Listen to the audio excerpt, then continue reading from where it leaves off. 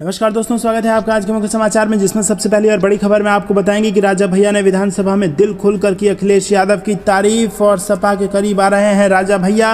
दूसरी खबर में जिक्र होगा कि अखिलेश यादव का बीजेपी पर तंज, बोले आपस में टकरा रही है डबल इंजन सरकार, मुख्यमंत्री को बदलना चाहिए अपना आर्थिक सलाहकार। तीसरी खबर में आपको बताएंगे कि बिहार में बम पर भर्ती 75,000 पुलिसकर्मियों और 42,000 शिक्षकों की होगी बहाली, 10 लाख युवाओं को मिलेगा रोजगार।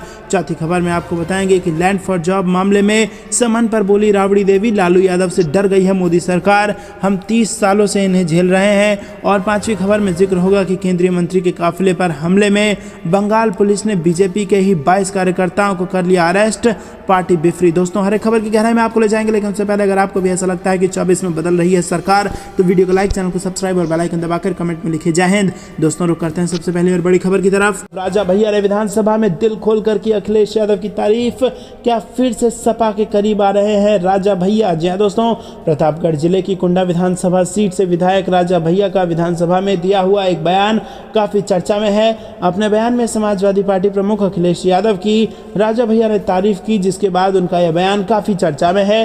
अभी यूपी में विधानसभा का बजट सत्र चल रहा है और इस सत्र में स्वास्थ्य व्यवस्था हो रही चर्चा के दौरान राजा भैया ने कहा कि समाजवादी पार्टी की सरकार में अखिलेश यादव ने एक नियम बनाया था, ये उनकी संवेदनशीलता थी। उन्होंने कहा था कि विधायक लोग अपना निधि से असाध्य रोग और कैंसर जैसी बीमारियों से पीड़ित लोगों की आर्थिक सहायता देंगे, बीमार लोगों को हॉस्पिटल से पर्चा के अनुसार दे सकते हैं। इस योजना के कारण बहुत से लोगों की जान बची है, बहुत से लोगों को जो चिकित्सा नहीं उपलब्ध हो सकती थी वो मिली है। दोस्तों, रुक करते हैं अगली ब्रेकिंग न्यूज की तरफ। अखिलेश का बीजेपी पर तंज, बोले आपस में टकरा रही डबल इंजन की सरकार, मुख्यमंत्री को बदलना चाहिए अपना आर्थिक सलाहकार। जी हां दोस्तों, समाजवादी पार्टी के राष्ट्रीय अध्यक्ष अखिलेश यादव ने मंगलवार को विधानसभा में बीजेपी सरकार को घेरा और कहा कि डबल इंजन सरकार में क्या इंजन टकरा रहे हैं। उत्तर प्रदेश विधानसभा सत्र के 8वें दिन सदन में अखिलेश यादव ने बीजेपी को घेरा।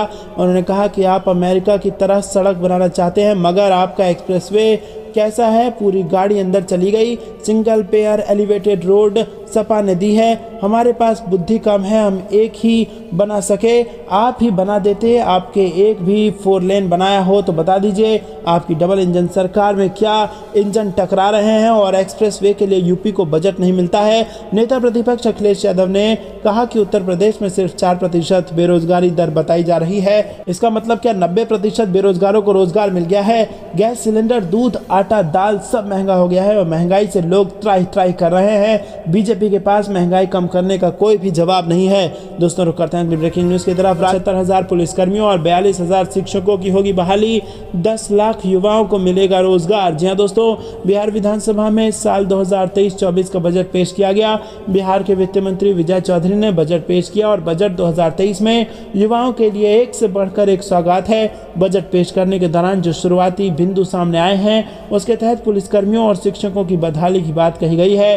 करीब 75,000 पदों पर पुलिसकर्मियों की बहाली का बजट पेश किया गया है और साथ ही स्कूलों में करीब 42,000 पदों पर शिक्षकों की बहाली होगी। रुक करते हैं अगली ब्रेकिंग न्यूज की तरफ। लैंड फॉर जॉब मामले में समन पर बोली राबड़ी देवी, लालू यादव से डर गई है मोदी सरकार, हम 30 सालों से झेल रहे हैं। जी हां दोस्तों, रेलवे में जमीन के बदले नौकरी देने मामले में दिल्ली की एक अदालत ने आरजेडी सुप्रीमो लालू प्रसाद यादव, उनकी पत्नी राबड़ी देवी समेत 14 लोगों को समन भेजा है और इस पर बिहार की पूर्व मुख्यमंत्री राबड़ी देवी ने केंद्र सरकार पर जमकर हमला बोला है।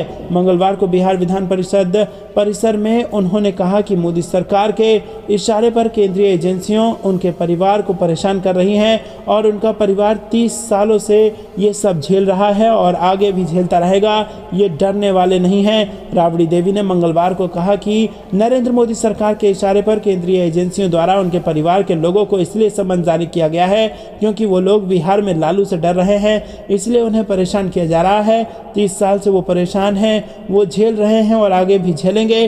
केंद्र सरकार उन्हें बांधना चाहती है लेकिन वो डरने वाले नहीं हैं। दोस्तों, रुक करते हैं ब्रेकिंग न्यूज की तरफ। केंद्रीय मंत्री के काफिले पर हमले में बंगाल पुलिस ने बीजेपी के ही 22 कार्यकर्ताओं को कर लिया अरेस्ट, पार्टी बिफरी। जी हां दोस्तों, केंद्रीय गृह राज्य मंत्री निश्चित प्रामाणिक के काफिले पर हुए हमले को लेकर बंगाल पुलिस ने भाजपा के ही 22 कार्यकर्ताओं को गिरफ्तार कर लिया है। इसे लेकर बीजेपी नेता भड़के हुए हैं। भगवा दल का आरोप है कि जांच को सत्ताधारी तृणमूल कांग्रेस प्रभावित कर रही है। वहीं टीएमसी का दावा है कि ऐसा कोई हमला ही नहीं हुआ है और ये घटना भाजपा की ओर से रची गई है। बता दें कि बंगाल के राज्यपाल सीवी आनंद बोस ने काफिले पर हमला करने वालों के खिलाफ राज्य सरकार से कड़ी कार्रवाई करने की मांग की थी।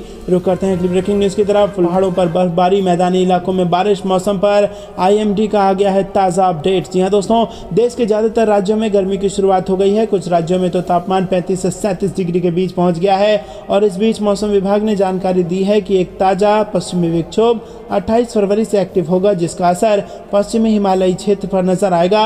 IMD के मुताबिक 28 फरवरी से 2 मार्च तक कई पहाड़ी इलाकों में बारिश या बर्फबारी की गतिविधियां देखने को मिल सकती हैं। वहीं दोस्तों, मौसम विभाग की माने तो देश की राजधानी दिल्ली में न्यूनतम तापमान 13 डिग्री और अधिकतम तापमान 32 डिग्री दर्ज किया जा सकता है। वहीं दिल्ली में आंशिक तौर पर बादल छाए रह सकते हैं। 1 मार्च को राजधानी दिल्ली में हल्की बारिश देखने को मिल सकती है। दोस्तों, रुक करते हैं अगली ब्रेकिंग न्यूज की तरफ। केंद्र सड़क पर अखिलेश यादव ने दिया CM योगी को जवाब, कहा पिता के बारे में कोई कुछ नहीं कहेगा। जी हाँ दोस्तों, आपको बता दें कि यूपी विधानसभा बजट सत्र में पिछले दिनों CM योगी आदित्यनाथ और नेता प्रतिपक्ष अखिलेश यादव के बीच जबरदस्त गहमा गहमी हो गई थी, जिसके बाद नौबत तू तड़ाक तक पहुंच गई और CM योगी ने उनके पिता मुलायम सिंह यादव तक का जिक्र कर दिया था, जिस पर अब सपा अध्यक्ष ने पलटवार किया है। बजट पर चर्चा के दौरान अखिलेश यादव ने कहा कि नेता सदन ने अगर किसी के पिता के बारे में कहा है तो दूसरा भी बोलेगा, लेकिन नेताजी ने मुझे ऐसी शिक्षा नहीं दी है। अखिलेश यादव ने कहा कि अगर आप चाहते हैं कि ये परंपराएं चलें तो आपको भी उन्हें मानना होगा, लेकिन आपने कई रीति रिवाजों का पालन नहीं किया। नेता सदन ने जो कुछ बोला वो फ्लोर पर नहीं आना चाहिए। किसी के पिता के बारे में कुछ कहेगा तो दूसरा भी कहेगा। अगर आप परंपरा की बात कहेंगे तो आपने भी कई रीति रिवाज नहीं माने हैं, लेकिन हम उस पर चर्चा करना नहीं चाहते क्योंकि नेताजी ने हमें ऐसी शिक्षा नहीं दी है। रुक करते हैं अगली ब्रेकिंग न्यूज की तरफ। जनता के मुद्दों को लेकर सड़क पर उतर रही है कांग्रेस, चुनाव में बीजेपी को देंगे कड़ी टक्कर, सुप्रिया श्रीनेत का बयान। जी हां दोस्तों, कांग्रेस प्रवक्ता सुप्रिया श्रीनेत ने मंगलवार को कहा कि मुझे गर्व है कि कांग्रेस के अलावा ऐसा कोई दल नहीं जहां 9000 डेलीगेट्स ने लोकतांत्रिक तरीके से अपना अध्यक्ष चुना हो। उन्होंने कहा कि लोकतंत्र को जीवित रखने के लिए जीता जागता और प्रखर विपक्ष बहुत जरूरी होता है। कांग्रेस लगातार ये जिम्मेदारी निभा रही है। ब्लॉक अध्यक्ष से पार्टी अध्यक्ष बने हमें दलित शोषण वर्ग को प्रधानता दी और कोई अन्य पार्टी श्रेय नहीं ले सकती। दोस्तों, आपको बता दें कि कांग्रेस नेता ने कहा कि पार्टी ने फैसला किया है कि वो इस साल होने वाले विधानसभा चुनावों और अगले साल होने वाले लोकसभा चुनाव में बीजेपी को कड़ी टक्कर देगी। पार्टी ने दावा किया कि इसने 2019 के लोकसभा चुनाव के बाद 3 बड़े कदम उठाए हैं। दोस्तों, रुक करते हैं ब्रेकिंग न्यूज की तरफ, तो जो कि मध्य प्रदेश से आ रही है। विकास यात्रा में शिवराज सरकार की किरकिरी, कमलनाथ ने बताया इसे मनोरंजन। जी हाँ दोस्तों, मध्य प्रदेश की शिवराज सरकार की विकास यात्रा संगठन और सरकार के लिए आंखें खोलने वाली साबित हुई है। 20 दिन चली इस यात्रा का बीजेपी संगठन और सरकार को गांव-गांव तक पहुंचाना था, लेकिन गांव में पहुंचने पर कई जगह भारी विरोध हुआ।